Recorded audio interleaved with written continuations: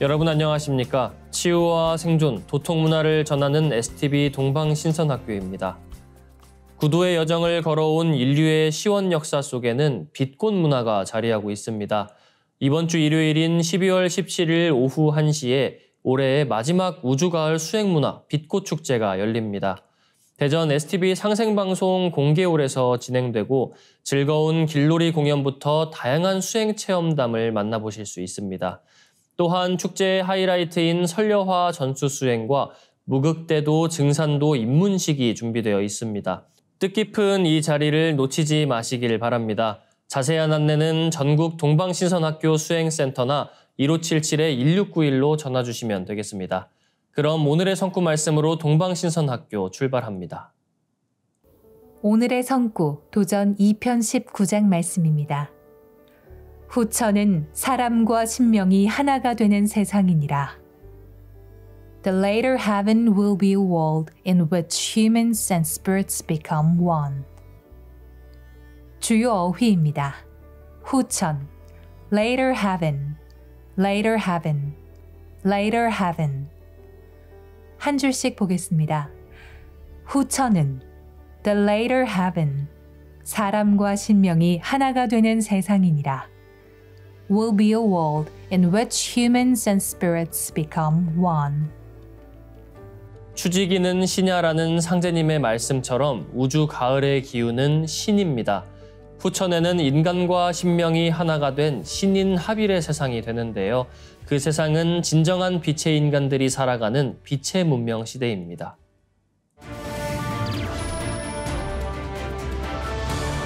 이어서 지구촌 개벽 소식입니다. 중국이 쓰촨성 지하 2,400m에 암흑물질 탐사를 위한 세계 최대 지하연구시설을 가동했습니다. 8일 홍콩명보는 중국 관영 신화통신을 인용해 지하 2,400m에 위치한 33만 제곱미터 규모의 세계 최대 초심층 연구실 중국 진핑 지하실험실이 가동에 들어갔다고 보도했습니다. 올림픽 수영 경기장 120개 규모에 해당하는 규모로 이전까지 최대 지하실험실 공간을 자랑해온 이탈리아 그란사소 국립실험실의 거의 2배 크기입니다. 세계에서 가장 깊은 땅속에 위치한 이 실험실은 다른 곳에서는 접할 수 없는 특별하고 조용한 실험 환경을 제공합니다. 대부분의 우주선을 효과적으로 차단하면서 암흑물질 탐지에 이상적인 초청정한 환경을 조성한다는 설명입니다. 암흑물질은 우주를 구성하는 총 물질의 26.8%를 차지하는 정체불명의 물질입니다. 우주 생성 초기부터 널리 존재하면서 은하의 구조 등을 결정하는 중요한 역할을 한 것으로 알려졌으나 빛을 내지 않고 다른 물질과 거의 반응하지 않기 때문에 관측이 대단히 어렵습니다. 칭화대 외첸 교수는 신화통신에 진핑 실험실은 지구 표면 우주선의 1억 분의 1에 해당하는 극소량의 우주선에만 노출되기 때문에 암흑물질 연구를 위한 초청정한 공간을 제공한다고 말했습니다. 다음 뉴스입니다. 지난 3월 17일 미국 애리조나주에서 시작해 지난달까지 북미와 남미에서 66차례 열린 가수 스위프트의 월드 투어, 디 에라스 투어는 8개월 동안 10억 달러, 약 1조 3천억 원을 벌어들여 역대 월드 투어 흥행 1위에 올랐습니다. 내년 말까지 예정된 아시아, 유럽 공연을 더하면 티켓 매출은 2조 원을 훌쩍 넘어설 전망입니다. 스위프트에게 걸어다니는 대기업이란 별명이 붙은 이유입니다. 하버드대 등 10여 개 대학은 스위프트 관련 강의를 개설했고 미국 주요 언론은 스위프트 공연이 열리면 지역 경제가 살아난다며 스위프트 노믹스란 신조어도 만들어냈습니다. 미국 시사주간지 타임이 지난 6일 스위프트를 올해의 인물로 선정한 것도 이런 이유에서입니다. 96년 역사의 타임지 올해의 인물에 연예인이 단독으로 이름을 올린 것도 가수 본업으로 선정된 것도 모두 스위프트가 처음입니다. 타임은 선정 이유로 예술적, 상업적 분야에서 핵융합과 같은 에너지를 분출했기 때문이라고 설명했습니다. 티켓은 언제나 완판입니다.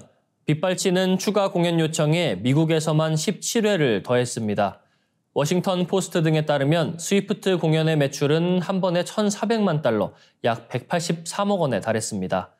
공연이 열리는 지역의 음식점과 호텔도 돈방석에 앉았습니다. 스위프트 공연이 몇 차례 열리는 공연장 일대 호텔은 앉은 자리에서 2억 달러씩을 챙겼습니다. 이런 식으로 그의 공연은 올해 미국 GDP를 43억에서 57억 달러가량 늘린 것으로 추산됩니다.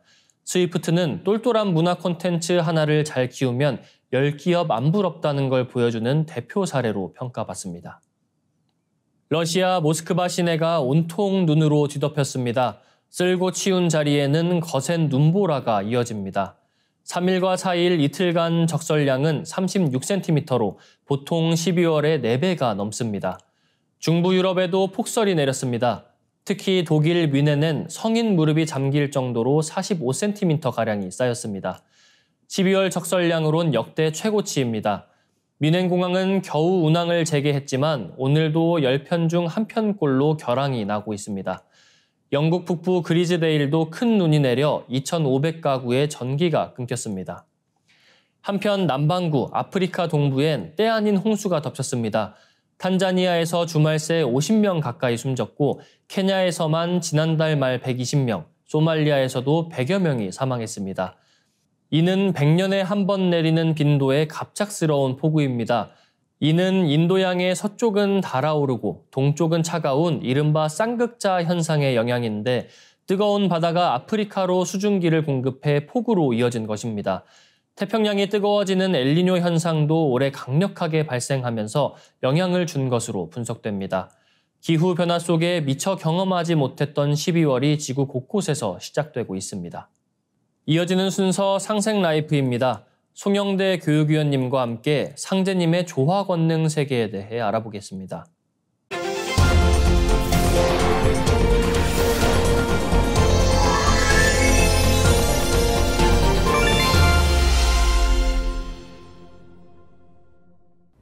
안녕하십니까, 송영대입니다. 오늘은 상제님의 조화 권능과 하신 일에 대해 알아보겠습니다. 상제님은 대우주를 다스리시는 우주의 주재자요, 통치자 하느님이십니다. 나라의 최고 통치권자의 능력과 권력을 대권이라고 하죠. 그럼 상제님이 다스리시는 권능의 세계는 어떤 경계일까요? 상제님은 우주의 통치자로서 신명계를 포함하여 하늘, 땅, 인간 세계를 맡아 다스리시기에 우주에서 가장 큰 상제님의 조화 권능을 3계 대권이라고 합니다. 내가 3계 대권을 주재하여 조화로서 천지를 개벽하고 불로 장생의 선경을 건설하려 하노라. 3계 대권으로서만이 선천천지의 상극 질서를 바로잡고 천지의 대병을 치유하여 3계에 가득 찬 인간과 신명의 원한을 끌어서 새 우주를 여실 수 있습니다. 그래서 상극의 세상에서 상생의 새 세상을 열어주시기 위해 인간으로 오신 증산 상제님은 당신님의 뜻대로 하시기 위해 조화 권능을 쓰셨습니다. 여기서 생소한 말이 조화인데요. 국어사전에 나오는 조화의 의미와는 다릅니다. 상제님께서 말씀하신 조화란 창조와 변화가 합성된 말로서 변화와 창조보다 더 상위 개념입니다. 조화는 무엇을 만들고서 그것을 궁극의 목적에 가장 잘 부합하도록 다시 사물을 변화, 재구성하는 창조적 역량과 권능을 말합니다. 대원사 칠성각에서 공부하신 지 20하루 만인 신축년 7월 7일에 천둥과 지진이 크게 일어나고 상스러운 큰 비가 쏟아지는 가운데 무상의 대도로 천지 대신문을 여시니 이로부터 3계 대권을 주재하시고 우주의 조화 권능을 뜻대로 행하시니라. 상제님은 31세 되시던 신축년에 이르러 이제 천하의 대세가 종전에 알며 행한 모든 법술로는 세상을 건질 수 없다 하고 선언하시고 모악산 대원사 칠성각에서 21일간 수도를 하시어 마침내 음력 7월 7일 만고에 없는 중통인의의 대도통을 이루셨습니다. 예로부터 상통천문 하달지리는 있었으나 중통인의는 없었나니 내가 비로소 인의를 통하였노라. 상제님은 하느님이신데 굳이 도통을 하실 필요가 있나요? 라고 궁금해하시는 분도 계실 겁니다. 상제님의 도통은 이전 성자들의 도통과는 완전히 차원이 다릅니다. 뭐가 다를까요? 상제님 말씀에는 예로부터 상통천문, 위로는 하늘을 통하고 하달지리, 아래로는 땅의 이치를 통한 자는 있었다. 그러나 인간에 대해 완전히 도통을 이룬 자는 없었다고 하셨습니다. 과거 성자들은 인간의 길에 대해 사랑과 자비 등 좋은 가르침도 많지만 인간 문명의 여러 문제들, 예를 들어 상극, 부조리, 부조화, 어금존양, 원한의 문제 등을 근본적으로 해결하지 못했습니다. 상제님의 중통인이란 가운데 중자 관통하다라는 통자로 인의, 즉 인간사의 모든 일에 관통을 한 경지를 말합니다. 상제님은 중통인의의 도통문을 여시고 내가 이제 새 우주를 개벽한다고 선포하셨습니다. 하늘과 땅의 질서를 뜯어고쳐서 곧 자연개벽, 우주개벽으로 인간 문명의 틀을 바꾼다는 말씀입니다. 그것을 구체적으로 인간 문명의 시간표를 완전히 새로 짜놓으신 것이 바로 9년 동안 집행하신 천지공사입니다. 이 천지공사는 상제님이 처음 사용하신 말씀입니다. 한마디로 상제님의 도통은 예전의 성자들의 도통과는 본질적으로 깊이와 격조가 다른 하늘과 땅과 인간에 대한 궁극의 도통이라는 말씀입니다. 상제님을 모시고 가르침을 받들어 천지공사에 수종들며 상제님의 말씀과 권능, 행적, 기적을 증언한 주요 성도들은 60명이 넘습니다. 상제님이 행하신 기행 이적과 권능을 누구보다도 많이 체험한 이는 수석 성도인 김형렬 성도입니다. 원래 하느님 뵙기를 늘 열망했었는데 상제님께서 어느 날 김형렬 성도를 데리고 천상 옥경대로 올라가셔서 만조백관에게 호령하시는 당신님의 모습을 직접 보여주십니다. 이 광경을 본 김형렬 성도는 상제님이 바로 인간으로 오신 인존 천주님이 틀림없다고 생각하게 됩니다. 상제님이 보여주신 조화 권능은 도전을 보면 너무나도 많이 알 수 있습니다.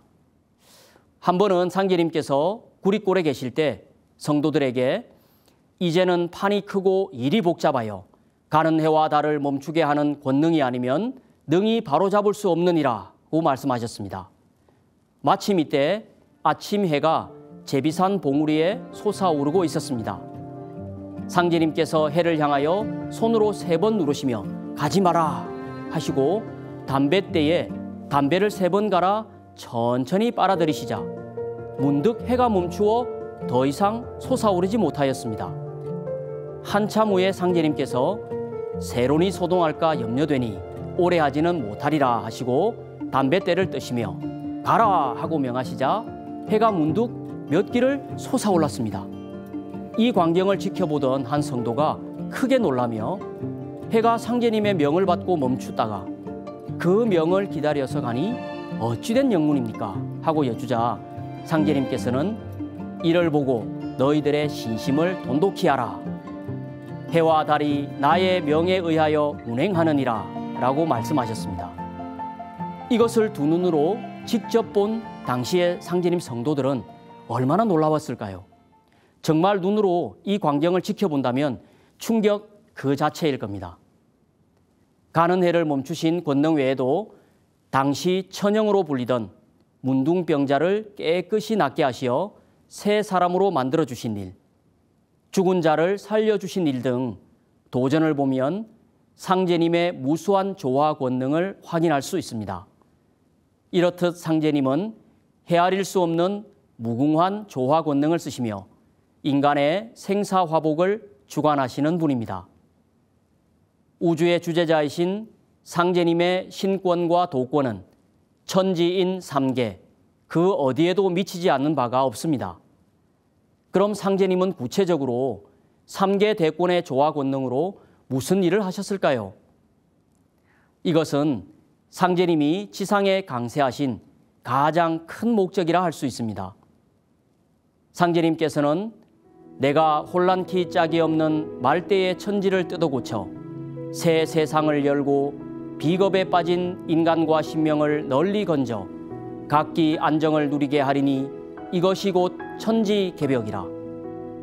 나의 일은 천지를 개벽함이니 곧 천지공산이라고 하셨습니다.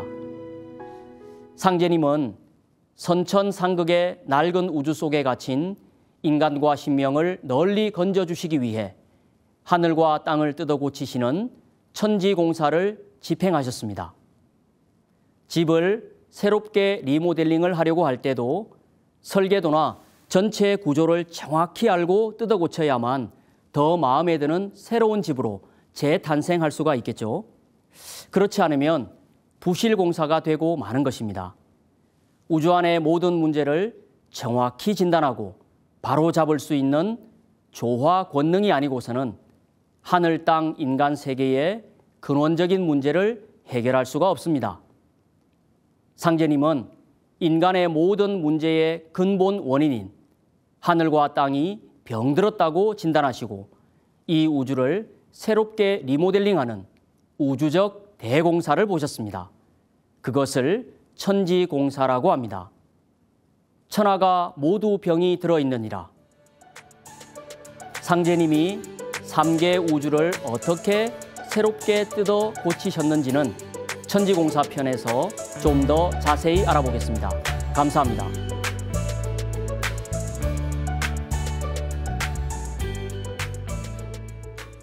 네, 감사합니다. 이어서 인류 수행 문화의 원전 천부경을 어린이 합창단의 노래로 듣고 오겠습니다.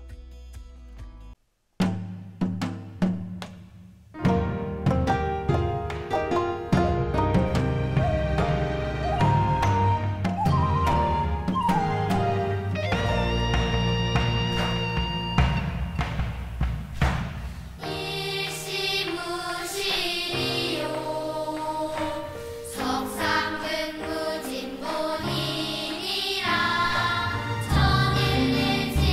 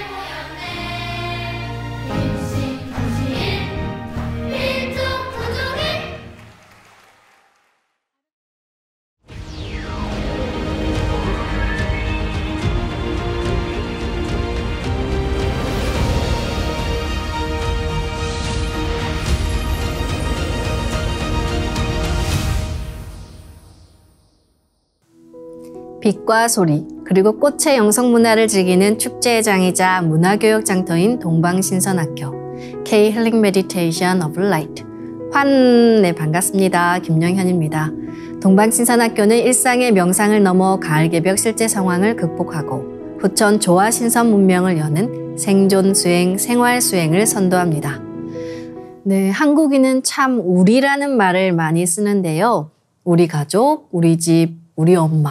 네, 우리는 나와 관련된 여러 사람을 지칭하는 순 우리말인데요. 어느 회사에서는 우리를 한자로 버두자에 이로울 리자라고 표기한 걸 본 적이 있습니다. 이익이 되는 친구라는 뜻이죠. 서로에 대한 미움이나 원망, 계산이 없이 상생의 도심으로 만나는 친구가 진정한 우리입니다. 우주와 소통하던 태고 시절에는 우주와 하나 된 우리였을 텐데요. 그때의 깨달음이 동서에 남아 있습니다.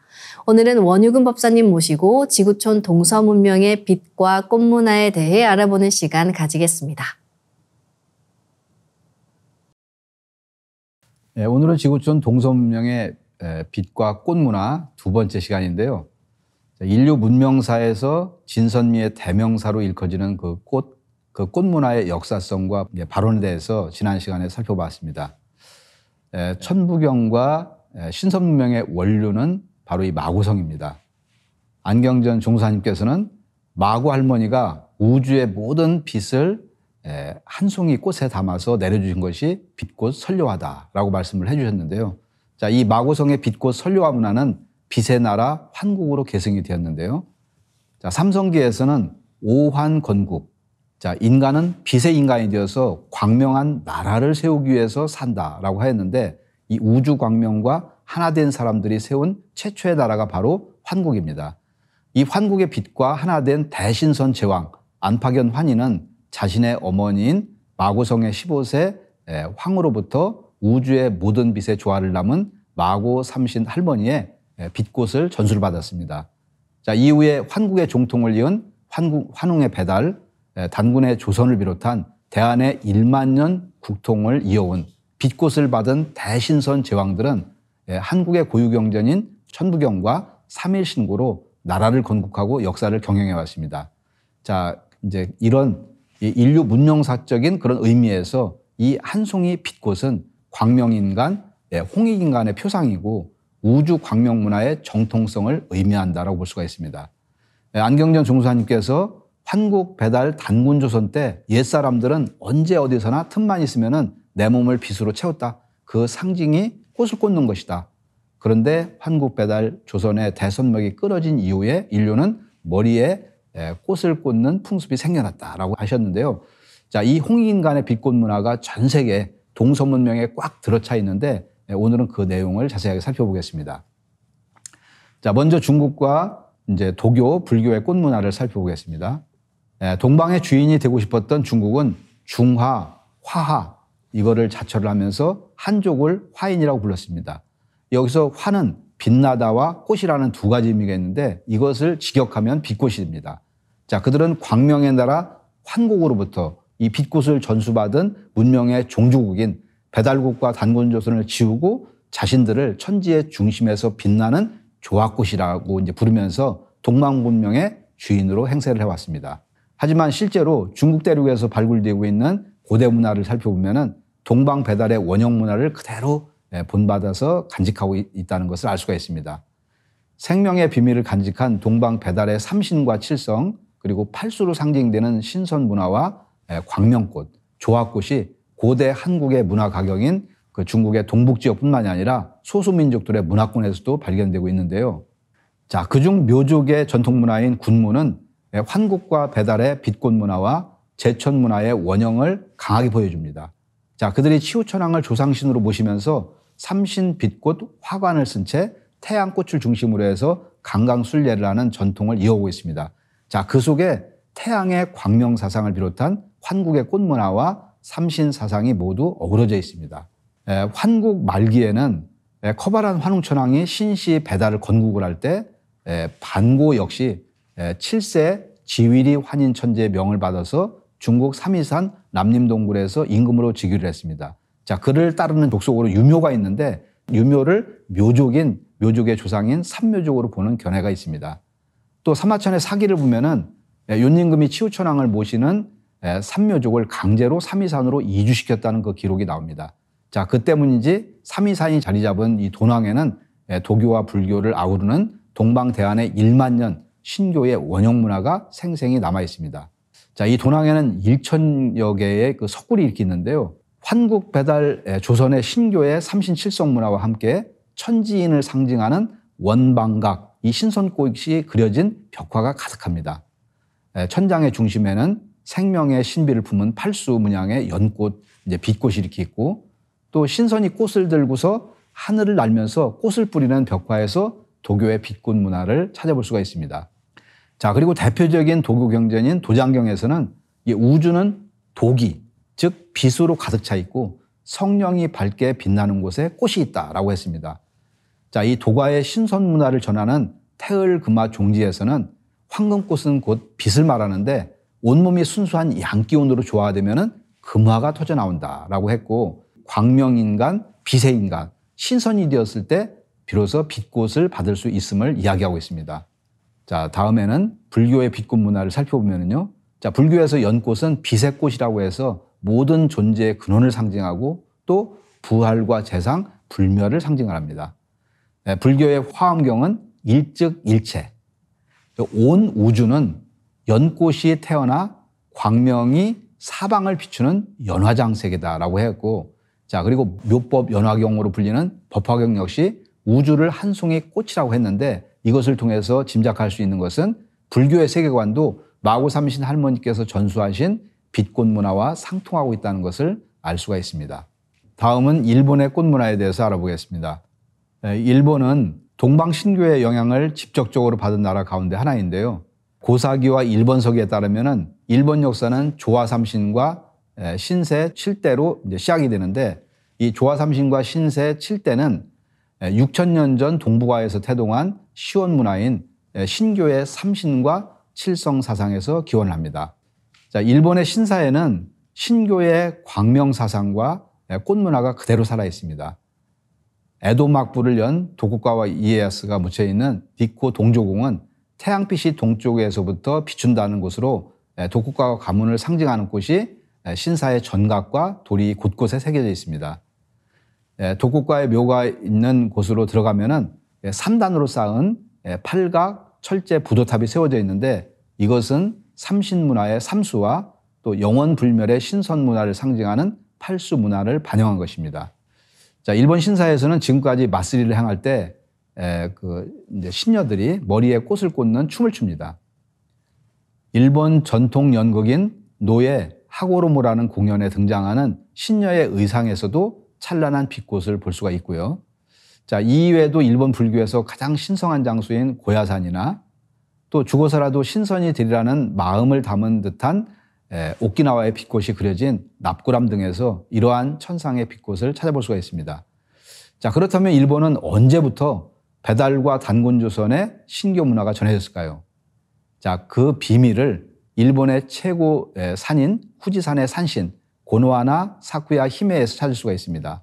일본 초대왕인 신무왕의 증조 할머니인 고노하나 사쿠야 히메를 일본에서는 백제인들이 모시고 온 백두산신으로 추정되는 대산 귀신 오야마 스미노 카미의 딸이라고 합니다. 자, 이는 고노하나 사쿠야 히메가 백두산 신교 문화의 정수를 전수받았다는 것을 시사합니다. 고노하나 사쿠야 히메는 꽃을 들고 미소 짓는 아름다운 공주님이라는 뜻입니다. 정리를 하면은 고노하나 사쿠야 히메가 웃으며 들고 있는 꽃은 동방 1만 년 신교 문화의 정수인 빛꽃에서 나왔음을 알 수가 있습니다. 고노하나를 목화로 보면은 신단수에 핀 꽃으로도 해석할 수 있는데, 신과 하나됨을 뜻하는 신단수는 즉 광명과 하나 되었다는 증표라고 할 수가 있습니다. 자, 신무왕은 이 꽃을 전수받아서 정통성을 확립하고 일본의 첫 번째 왕이 된 것입니다. 자, 그 역사적 근거로 환단국이 단군세계 제36세 단군조를 보면은 기원전 667년에 바다를 건너가서 3도, 즉 큐슈, 혼슈, 시코쿠를 모두 이제 평정했다고 했는데, 자, 협야후 배반명이 바로 일본의 초대왕 신무입니다. 자, 이렇게 일본의 꽃 문화에 대해서 알아보았고요. 다음은 이집트의 꽃 문화에 대해서 살펴보겠습니다. 마고 신선 문명에서 발원한 빛꽃 문화는 영성과 수행, 예술, 제천 의식 등에서 대표적으로 연꽃 문화로 승화되고 발원되었는데요. 자, 오늘날 아프리카 대륙의 상단에 자리 잡은 나라 이집트에서 이를 만나볼 수가 있습니다. 이집트인들은 연꽃이 나일강에서 자라는 것을 관찰하면서 봄과 생명의 부활을 상징한다고 믿었습니다. 또 연꽃을 물과 햇빛 그리고 토지의 결합체로 보고 세계 창조의 기원을 나타내는 자연의 신비한 힘을 상징한다고 이렇게 보았는데요.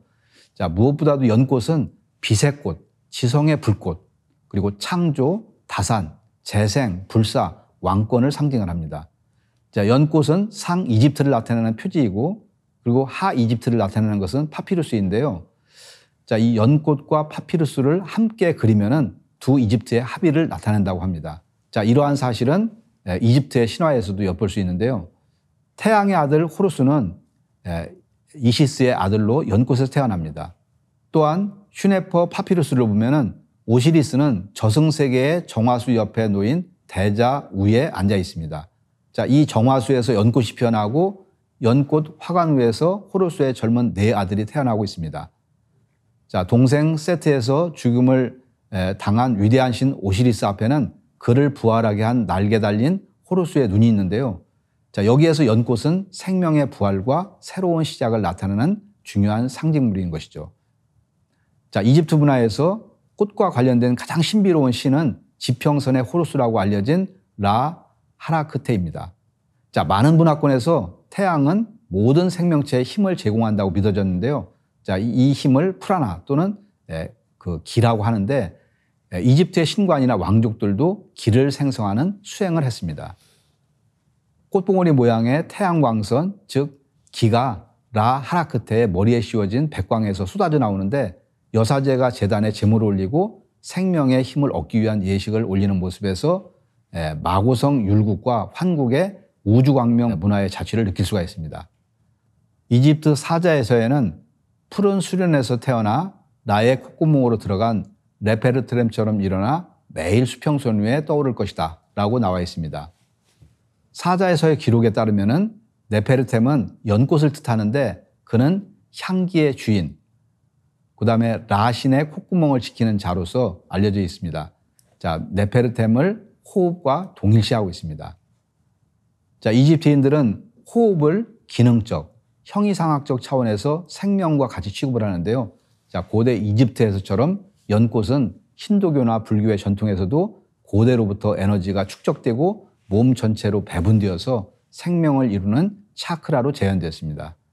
자, 이것은 이집트의 전통에서도 찾아볼 수 있는데요. 네페르를 뜻하는 상형 문자는 심장과 호흡기를 뜻하는 문자와 같고요. 청춘, 아름다움, 행복, 그리고 행운을 상징하는 부적에 자주 새겨서 몸에 지니고 다녔습니다. 자, 이상으로 이집트의 꽃 문화에 대해서 정리를 해봤고요. 다음은 인도의 꽃 문화에 대해서 알아보겠습니다. 환국의 신교 문화는 12환국 중 하나인 양운국을 통해서 인더스 문명과 히말라야 지역으로 전파가 된 것이 지금의 인도 문명입니다. 인도 문화의 정수는 널리 알려진 옴마니 밤메 훔에서도 잘 알 수가 있는데 이 육자 진원은 티베트로 이제 전수가 되었는데요. 자, 옴마니 밤메 훔은 옴과 훔, 보석을 뜻하는 그 다음에 마니와 연꽃을 뜻하는 밤메, 빠드메로 이루어져 있습니다. 자, 옴은 우주의 근원의 소리이고 훔은 옴의 완성소리죠. 옴은 2만 5천 년 전 신선 문명 시대인 마고성에서 비롯되었고 이후 환국에서 훔이 형성이 되었습니다. 이 두 소리가 바로 우주의 2대 원음, 오늘날 영성문화와 수행문화의 바탕이 됩니다. 자, 이 깨달음의 소리 옴과 훔은 베다를 비롯해서 힌두 경전에서도 찾아볼 수가 있는데요. 이 양자의 우주 근원 소리가 빛으로 인간 안에 구현된 것이 바로 보석과 꽃입니다. 자, 이러한 맥락에서 인도 힌두교와 불교의 영성문화에서 꽃과 꽃, 특히 이제 연꽃은 수행의 완성과 신성을 표현하는 주요 상징으로 등장을 합니다. 일반적으로 인도 수행에서 우주 생명력과 영적 에너지의 중심 센터인 7 차크라는 꽃잎의 개수가 이제 각각의 연꽃으로 이제 상징화됩니다. 자, 우리 몸 정수리에 위치하는 최상의 차크라, 사하스라라는 1000개의 꽃잎을 가진 연꽃으로 나타납니다. 힌두 삼신 가운데서 창조주 브라흐마는 연꽃에서 스스로 태어났다고 전해지고요. 유지의 신 비슈누의 아내이자 부와 행운의 여신 략슈미는 연꽃에 앉거나 이제 서 있는 모습으로 보통 4개의 손 가운데 2개의 손은 연꽃을 들고 있습니다. 석가모니가 갓 태어나서 7걸음을 걸을 때 연꽃이 솟아나서 그의 발을 받쳐 주었다고도 하죠.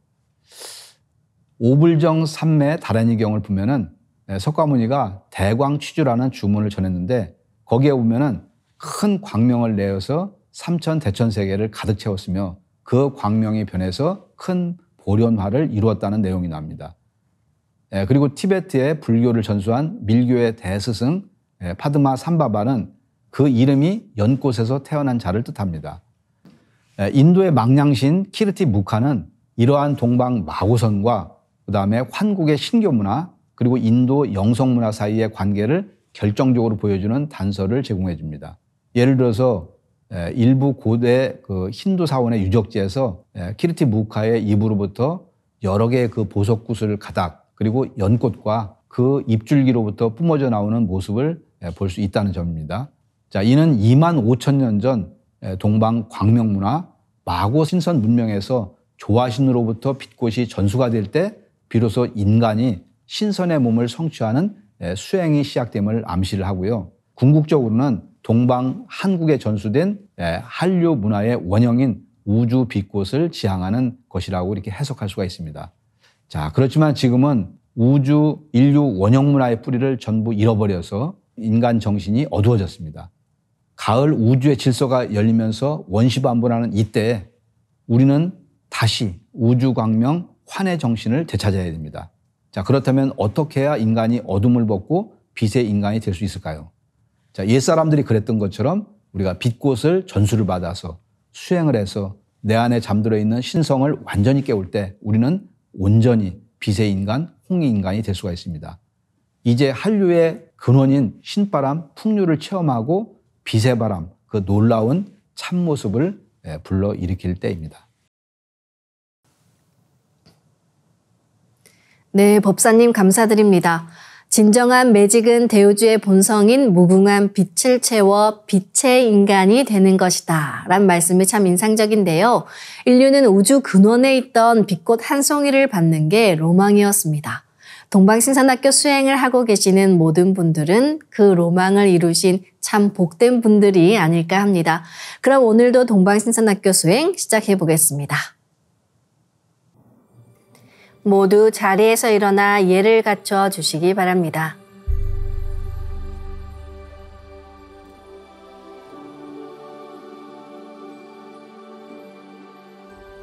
신단 앞으로 나와 청수를 열고 자리로 돌아와 주시기 바랍니다.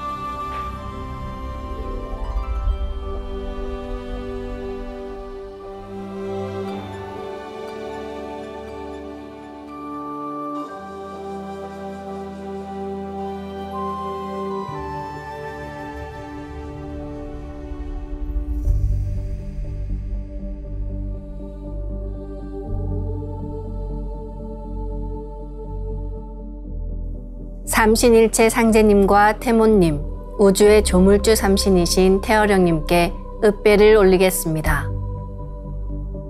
읍배.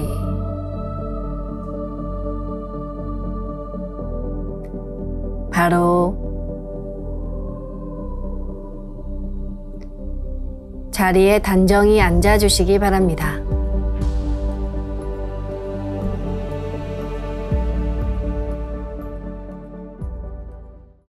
이제 고요한 마음으로 자세를 바르게 하며 눈은 지그시 감습니다. 허리는 반듯하게 펴고 앉습니다. 그리고 마음으로 내가 앉은 방석 중앙에 우주 원십자를 긋고 원십자를 빙 둘러 정원을 그립니다. 원십자 정중앙 영영좌표에 나의 회음을 맞춥니다. 나의 회음이 영영좌표와 일치하는 순간 나는 무국의 조화바다 속에 뛰어들어 온 우주와 하나가 됩니다. 이제 모든 것을 비우고 숨결을 느끼며 고요하게 내쉬고 들이마셔 봅니다.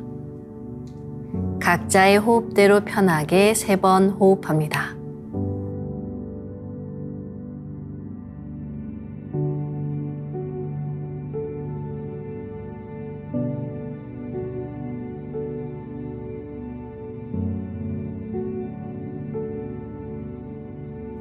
이제 숨을 쭉 내쉬며 하단전에 저 아래 끝까지 내쉬어봅니다.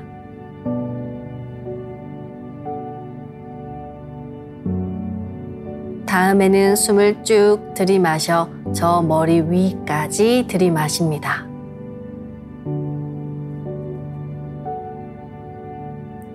이것을 3번 반복합니다. 숨이 짧은 경우에는 중간에 다시 들이마시고 내쉬어도 좋습니다.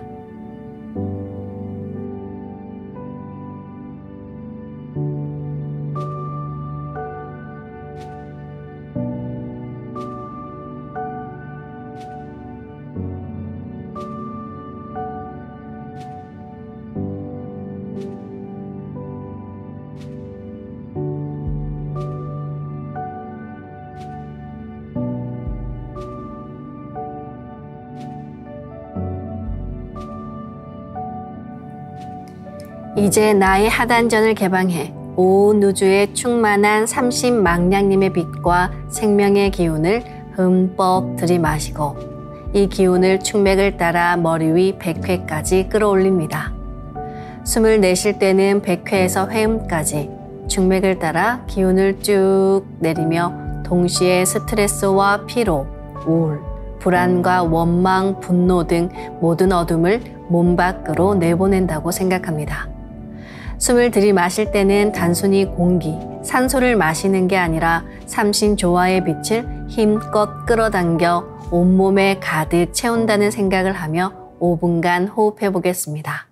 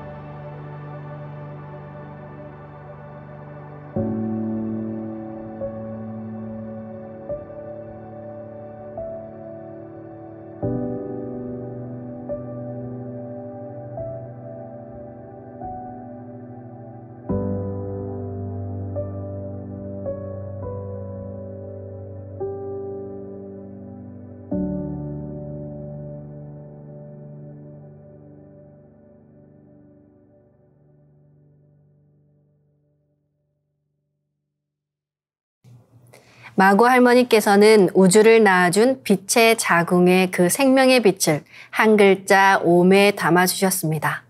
그리고 이 옴은 황국시대 훔 사운드로 완성되었습니다. 옴과 훔 사운드와 함께 호흡하면 내 몸의 수화 기운이 순환되고 수화 기운이 순환해 일체가 될 때 태토가 형성됩니다. 태토는 우주의 조화력으로 우리가 모든 걸 이룰 수 있게 합니다. 그럼 숨을 한번 내쉬어 보겠습니다. 숨을 내쉬면서 옴 소리를 내도 좋고 마음으로 하셔도 좋습니다. 한 마음만 가지면 그 효과는 똑같습니다. 옴을 길게 발음하면서 하단전으로 쭉 내려갑니다. 머리는 태양의 나라, 불의 나라, 봉황에 사는 나라입니다. 이 머리 상단에 성령으로 봉황이 있습니다. 옴 하며 숨을 내쉬면 봉황이 나라 하단으로 내려갑니다. 이렇게 내려간 봉황을 하단에 내려놓고 옴의 빛을 폭발시켜 붙입니다. 회음까지 쭉 내려갔다가 올라올 때는 훔 소리와 함께 숨을 깊이 들이마십니다. 우리 몸에는 신장, 콩팥이 양쪽에 있고 그 아래 방광이 있습니다. 그래서 하단을 달의 나라 또는 물의 나라, 용이 사는 나라라고도 합니다. 거기에 본체수, 태극수, 물이 있습니다. 훔소리와 함께 이 물을 가지고 상단으로 올라갑니다. 달을 가지고 올라간다고 생각하셔도 좋습니다. 머리 중앙에, 내 몸의 하늘 중심에 이 달을 딱 내려놓고 훔의 빛을 폭발시켜 붙입니다. 이렇게 옴에서 훔으로, 훔에서 옴으로 내 몸의 중심축인 축맥을 통해 오르내리는 상하 운동을 통해서 빛 덩어리가 또는 수화 기운이 내 몸을 정화합니다. 이 수행을 계속하면 정의 수와 신의 화가 교구되면서 내 몸이 태극이 됩니다. 태극은 내가 우주의 창조 본체로 내 몸 자체가 완전히 새로 갱생되어 빛의 인간으로 거듭나게 해줍니다. 이제 옴과 훔 사운드와 함께 호흡하며 온 우주의 무궁한 빛이 내 몸에 꽉 찬다고 생각하며 수행해 보겠습니다. 호흡은 자신의 호흡 길이에 맞춰 자연스레 하시길 바랍니다.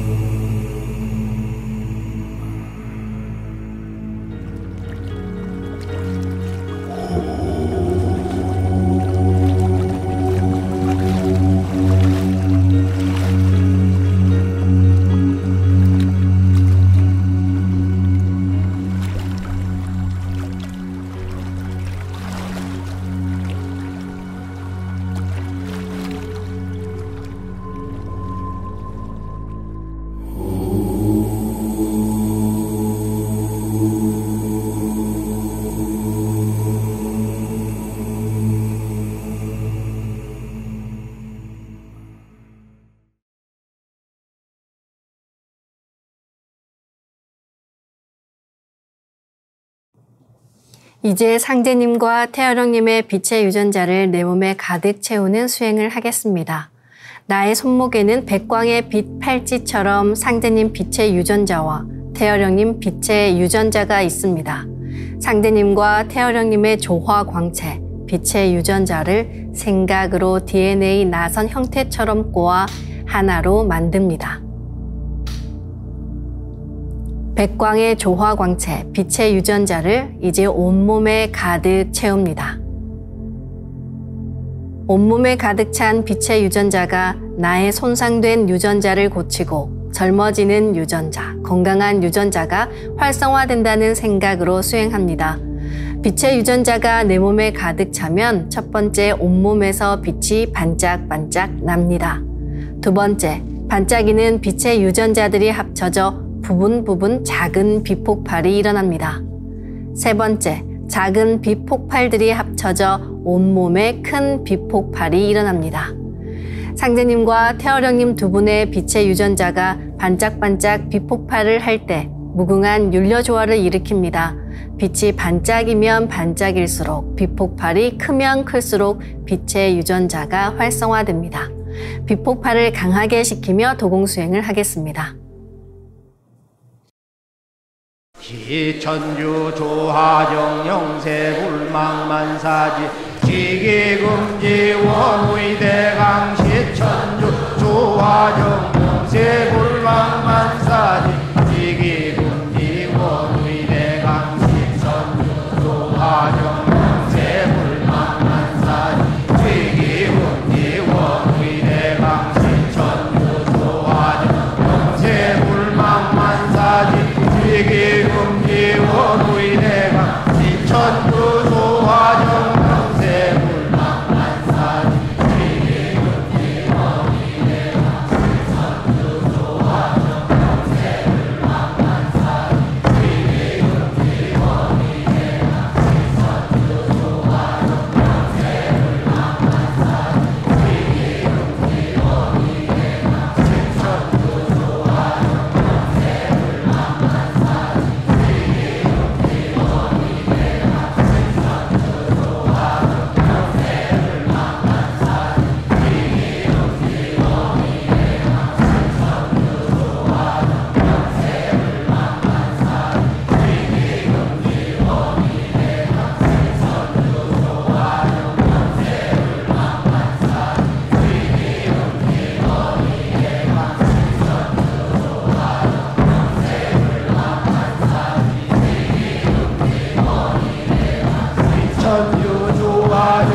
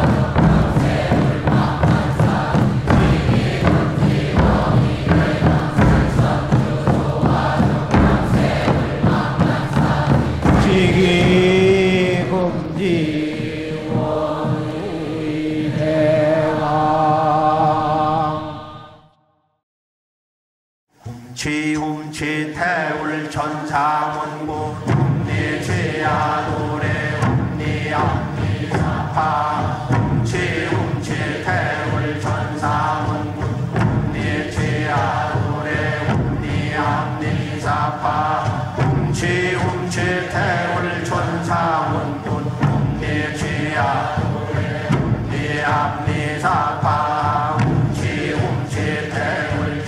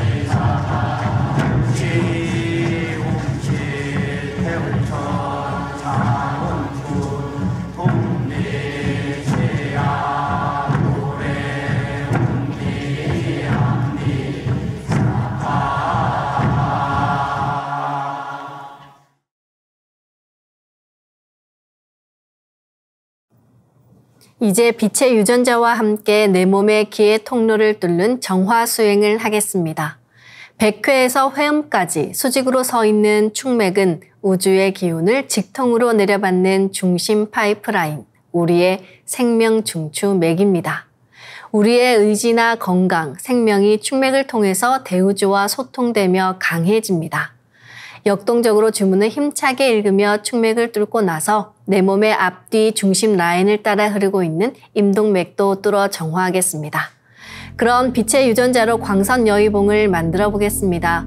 나의 손목에 백광의 빛 팔찌처럼 있는 상제님과 태어령님의 조화광채, 빛의 유전자를 생각으로 DNA 나선처럼 꼬아 하나로 만듭니다. 하나로 합쳐진 두 분의 조화광채, 빛의 유전자로 길이 30cm, 두께 3cm의 막대기처럼 길쭉한 빛봉을 만들고 양 끝을 뾰족하게 하여 백회 아래에 수직으로 세웁니다. 삼신 조화 수행의 모든 과정은 여의주인 내 생각 그대로 이루어집니다. 그럼 이제 집중해서 광선 여의봉을 백회와 회음 사이로 이동시키며 진득하게 일념으로 축맥을 뚫어보겠습니다. 이때 광선 여의봉은 몸 밖으로 나가지 않고 몸 안에서 움직이며 수행할 때는 축맥을 따라 광선 여의봉을 올리고 내리는 손동작을 함께 하셔도 좋습니다.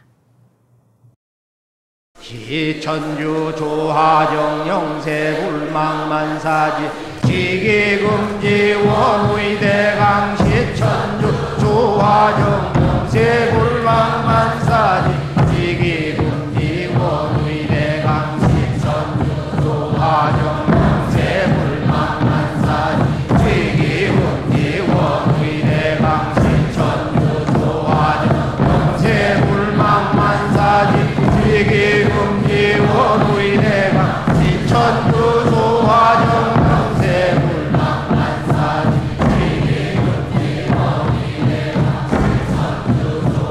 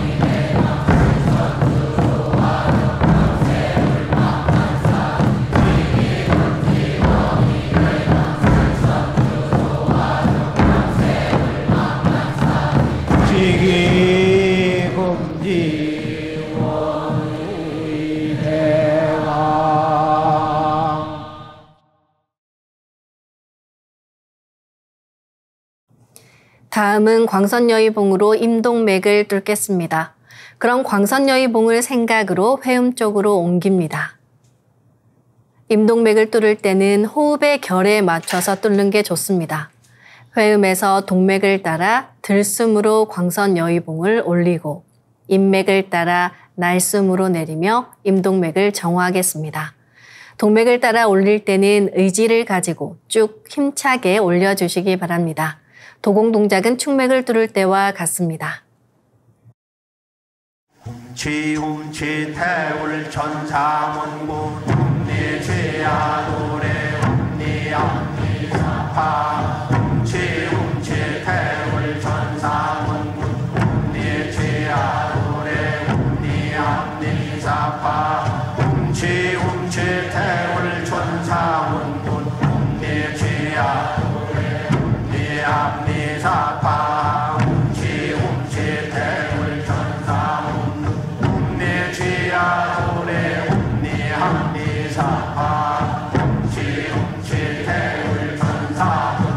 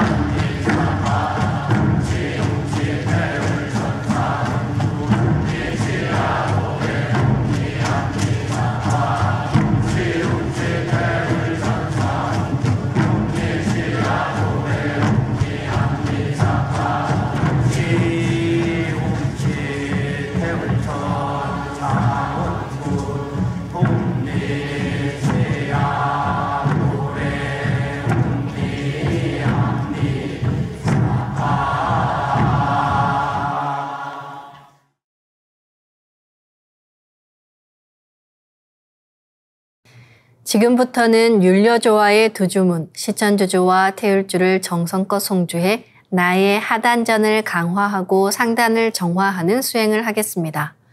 하단전을 강화하려면 영원한 나의 생명력, 정을 축적시켜야 합니다. 주문을 나의 하단, 배꼽에서 5cm 내려가 그 안쪽으로 깊숙한 곳에 집어넣어주면 하단전이 따뜻해지면서 빛의 정단이 형성됩니다. 정단이 형성되면 면역력이 높아지며 몸에 활력이 붙게 되는데요. 이와 함께 시간이 흐르면서 정신도 깨어나 평안함을 느낍니다. 정도사님께서는 정단을 만들 때 하단에 새 집 또는 큰 항아리를 생각하고 그 안에 주문의 빛기운을 넣어주는 모습을 그리며 수행하면 도움이 된다 하셨습니다. 잡념을 가지면 그 기운이 정단에 그대로 끼기 때문에 가장 중요한 것이 잡념을 끊고 주문에 집중하는 것입니다. 천지신명님들이 인간은 잡념 때문에 망한다는 말씀을 하셨다고 하는데요. 정신을 집중해서 진득하게 평안한 마음으로 수행합니다. 주문은 반드시 마음으로든 입으로든 직접 노래하시길 바라며 정단을 만들 때 손동작은 주문 소리에 맞춰 하단에 주문의 기운을 넣어주는 동작을 반복하시면 됩니다. 시천주 조하정 영세 불망만사지 지기금지 원의대강 시천주 조하정 영세 불망만사지 지기금지 원의대강 시천주 조하정 영세 불망만사지 지기금지 원의대강 시천주 조하정 영세 불망만사지 지기금지 원의대강 시천주 조하정 영세 불망만사지 지기금지 원의대강 시천주 조하정 영세 불망만사지 지기금지 원의대강 시천주 조하정 영세 불망만사지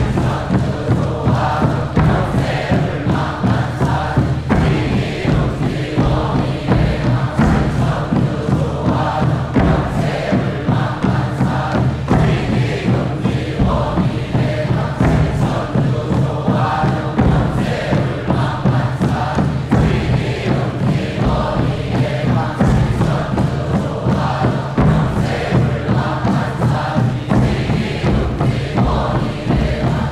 천주 조하정 영세 불망만사지 지기금지 원의대강 시천주 조하정 영세 불망만사지 지기금지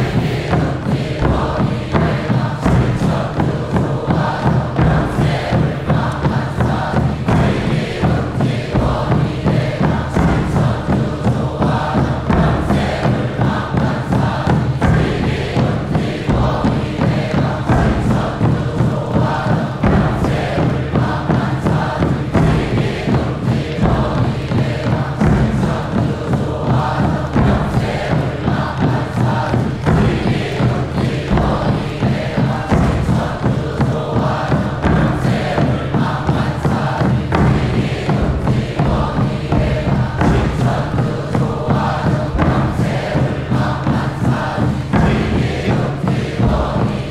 영세 불망만사지 지기금지 원의대강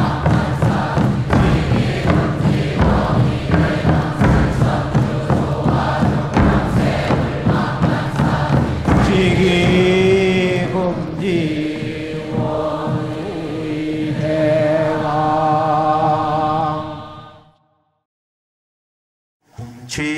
훔치 태울 천상원고 훔니 죄야 노래 훔니 암니 사파 훔치 태울 천상원고 훔니 죄야 노래 훔니 암니 사파 훔치 태울 천상원고 훔니 죄야 노래 훔니 암니 사파 훔치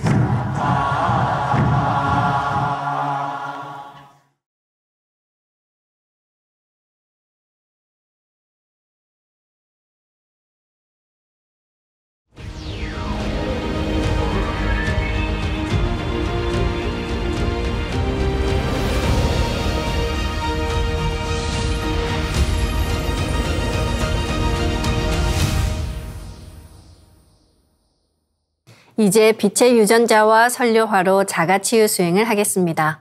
먼저 두 분께 받은 조화광채, 빛의 유전자로 빛판을 만들겠습니다. 나의 손목에는 백광의 빛 팔찌처럼 상제님의 빛의 유전자와 태어령님의 빛의 유전자가 있습니다. 상제님과 태어령님의 조화광채, 빛의 유전자를 생각으로 DNA 형태처럼 꼬아 하나가 된다고 생각합니다. 이제 하나로 합쳐진 두 분의 조화광채, 빛의 유전자로 가로 세로 30cm에 두께 3cm 정사각형 빛판을 만들어 봅니다. 두께도 1cm 단위로 자르고 가로를 1cm 단위로 잘라 90개의 비침을 만듭니다.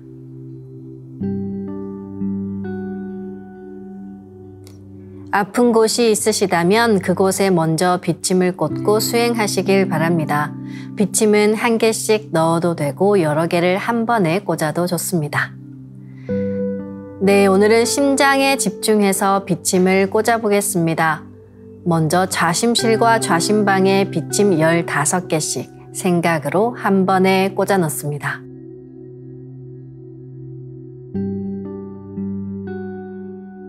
다음은 우심실과 우심방에 비침 15개씩 생각으로 한 번에 꽂아 넣습니다.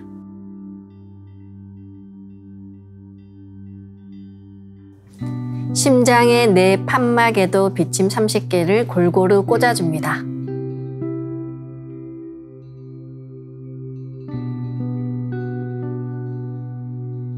가로 세로 30cm에 두께 3cm 정사각형 빛판을 더 만들어 보겠습니다. 아까처럼 상제님과 태어령님의 조화광채, 빛의 유전자를 생각으로 DNA 형태처럼 꼬아 하나가 된다고 생각하고 빛판을 만듭니다. 이 빛판으로 심장 전체를 감싸겠습니다.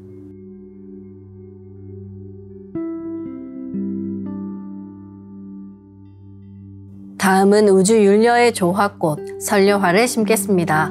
선료화를 전수받고 수행을 하지 않으시면 꽃이 서서히 사라집니다. 이럴 경우에는 다시 선료화를 정식으로 전수받으셔야 합니다. 선료화를 전수받고 싶으신 분들은 동방신선학교 멤버십에 가입하시거나 가까운 동방신선학교 수행센터인 증산도 도장에 문의하시면 됩니다. 그럼 선료화 빛폭발 수행을 시작하겠습니다. 선료화 반짝반짝 빛폭발 수행법의 3대 공식은 첫 번째, 내 몸에 꽃을 심습니다. 두 번째, 꽃이 분화돼 퍼지면서 반짝반짝 빛을 냅니다. 세 번째, 율려 빛꽃의 에너지가 서로 뭉쳐지며 빛폭발이 일어납니다. 심는다, 반짝반짝한다, 빛폭발이 일어난다는 3대 공식을 기억하며 이제 생각으로 내 머리 상단에 모셔진 본체 선료화와 똑같은 선료화를 원하는 개수만큼 분화해 만듭니다. 선료화의 크기는 내 생각대로 조절할 수 있습니다. 아픈 부위에 선료화 줄기를 힘차게 톡 꽂아 심겠습니다. 꽃을 심을 때는 인체의 세부 모습을 참고해 크게 심고 정밀하게 심어 나가는 것이 좋습니다. 그래서 처음 하시는 분들은 정확하게 심을 수 있도록 천천히 하나하나 정성껏 심어 나가시길 바랍니다. 아픈 부위에는 도배하듯이 선료화를 여러 개 심어줍니다. 오늘은 비침을 꽂은 심장에 선료화를 심어보겠습니다. 심장 전체에 선료화를 골고루 분화해 심어주시기 바랍니다.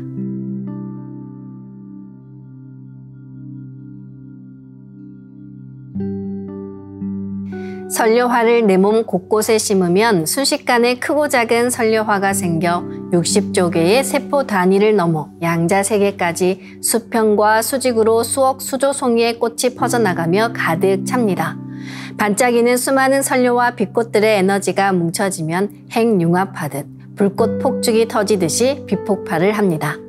시천주조와 태율주 도공을 하며 빛폭발이 된다는 생각으로 부분 폭발을 강하게 시켜나가시길 바랍니다.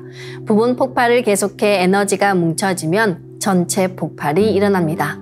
아픈 부위에는 집중해서 빛폭발을 시키면 그 부위가 시원해집니다. 아픈 부위에는 선료화가 치유의 과정에서 병기와 함께 녹아내리기도 하니까요. 수행 중간중간 계속해서 선료화를 심어주시기 바랍니다. 그럼 설령화를 반짝반짝 가득 채우고 비폭발 수행을 하겠습니다. 비폭발이 일어나면 빛꽃요정님 나오셔서 저의 심장을 완전히 새롭게 갱생시켜주세요. 저의 심장을 튼튼하게 해주세요. 저의 모든 혈관을 맑혀주세요 라고 꽃요정님들께 기도하며 수행하시면 좋습니다. 반드시 낫는다는 강력한 확신을 갖고 수행하시길 바랍니다. 기천주 조하정 영세불망만사지 지기금지 원의대강 시천주 조하정 영세불망만사지 지기금지 원의대강 시천주 조하정 영세불망만사지 지기금지 원의대강 시천주 조하정 영세불망만사지 지기금지 원의대강 시천주 조하정 영세불망만사지 지기금지 원의대강 시천주 조하정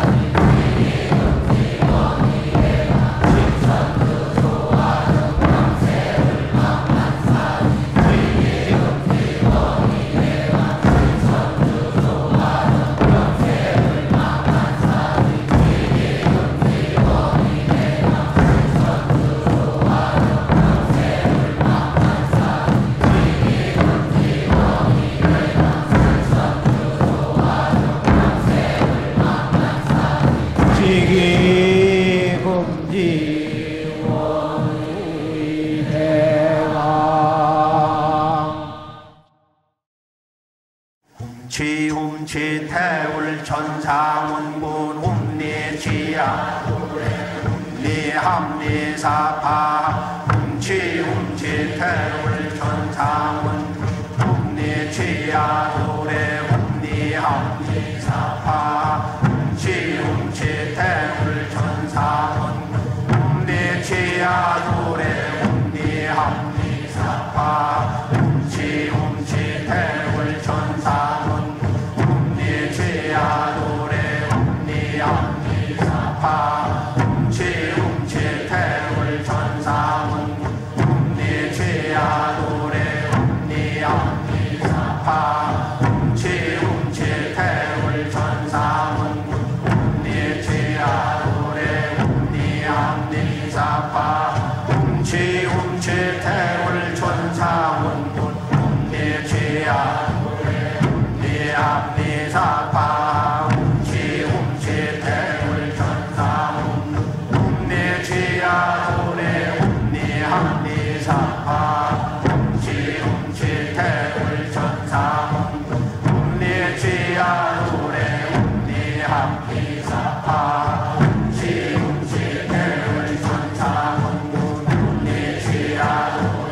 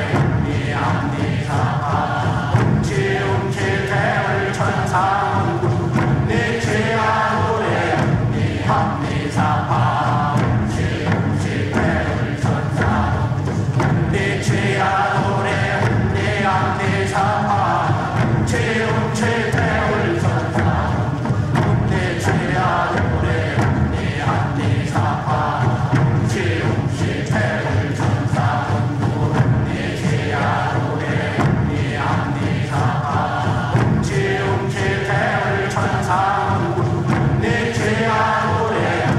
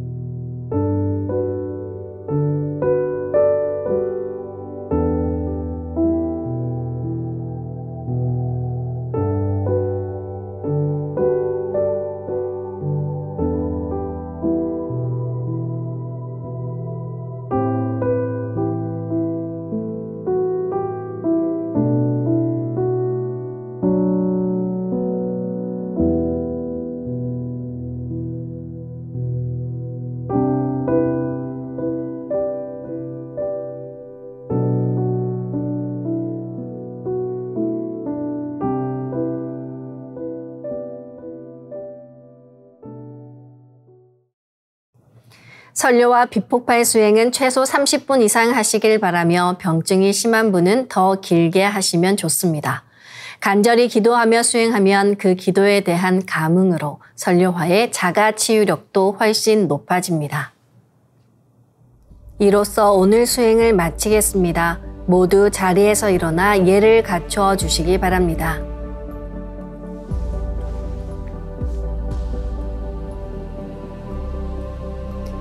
폐장을 하겠습니다. 앞에 모신 청수 뚜껑을 닫겠습니다.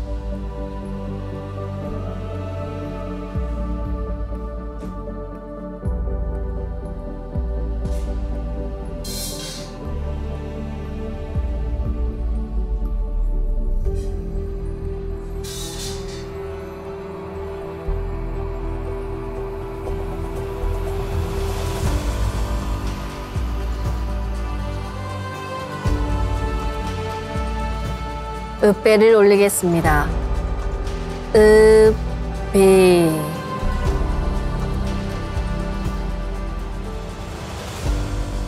바로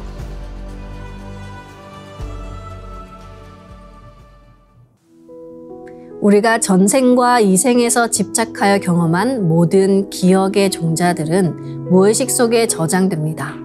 그렇게 저장된 기억의 종자는 현실 속에서 언젠가 반드시 드러나는데요. 그 중에서 악의 종자를 소멸시키려면 철저한 거듭남의 지속적인 수행 과정을 거쳐야 합니다. 죄가 없어도 있는 것처럼 빌어라 하신 태모님의 말씀처럼 늘 자신을 되돌아보고 마음을 닦아나가는 하루하루 되시길 바랍니다. 오늘도 함께 해주신 여러분 감사합니다. 다음 시간에 뵙겠습니다.